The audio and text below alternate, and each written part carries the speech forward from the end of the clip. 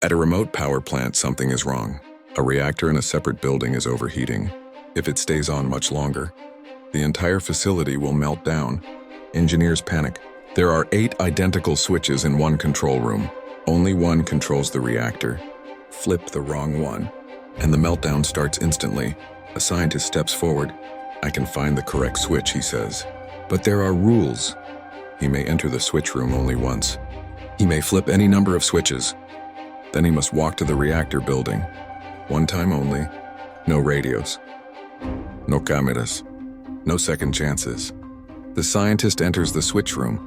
8 switches. No labels. No clues. He studies them carefully. Then, he flips a few switches. Not all of them. Not just one.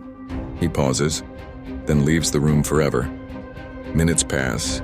The reactor building comes into view. The scientist steps inside. He doesn't touch anything. He doesn't speak. He looks at one detail and immediately writes down a single switch number. The engineers rush back. They flip the switch he named. The reactor powers down. Disaster avoided. Everyone stares at him. He smiles, because he never guessed. How did one visit give him the answer?